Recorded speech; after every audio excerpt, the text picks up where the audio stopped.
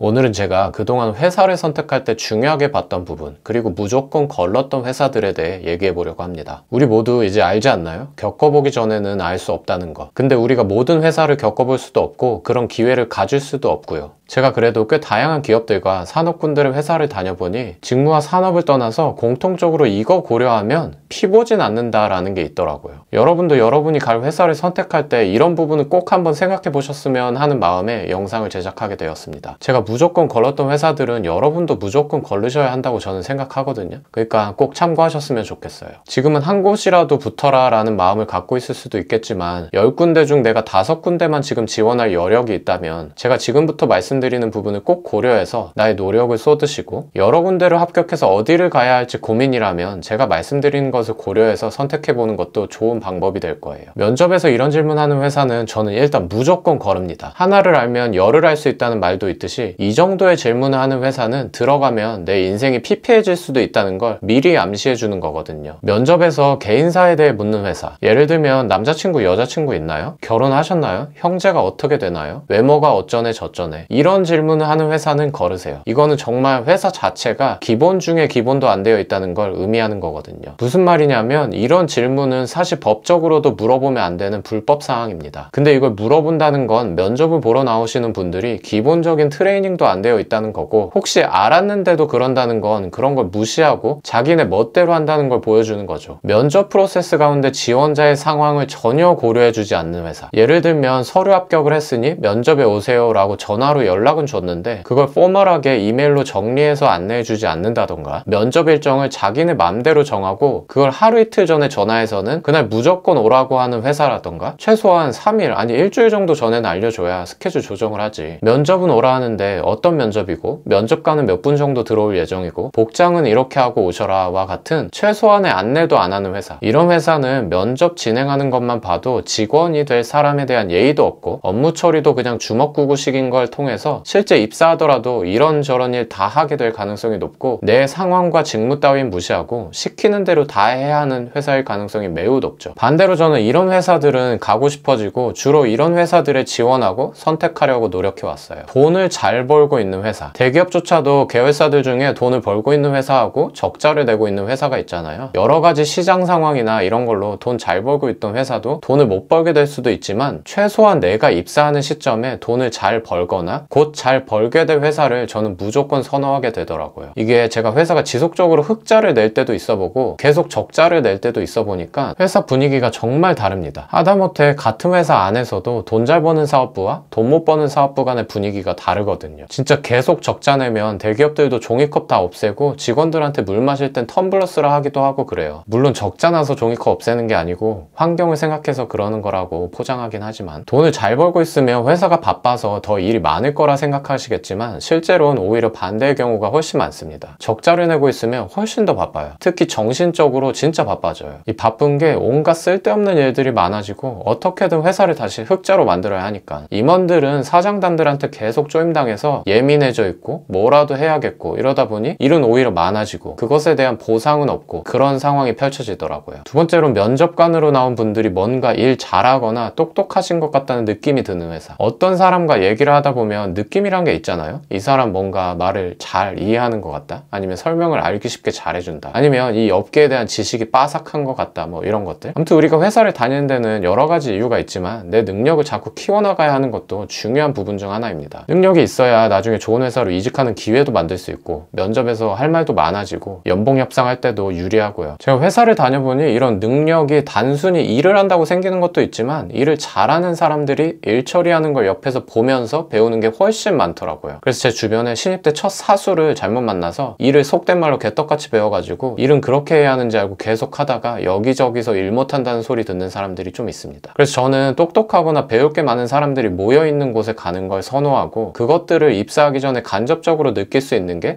면접관으로 나온 분들을 통해서죠. 나름 회사에서 일 잘한다고 인정받아서 올라가 계신 분들이니까요. 그리고 저는 자플래닛이나 블라인드 이런 데에 올라와 있는 리뷰는 참고는 하지만 100% 믿거나 그러진 않습니다. 어떤 회사들은 그곳의 리뷰나 점수를 작업하기도 하고 외부에 좋은 회사인 것처럼 보이게 하기 위해서, 그리고 보통 회사에 만족하며 지내는 분들은 그런데 잘 들어가지도 않고 글도 잘 안 쓰죠. 그래서 객관적인 데이터로 보기는 어렵다고 생각해요. 그리고 마지막으론 당연히 연봉입니다. 같은 일 하는데 돈 많이 주면 너무 좋지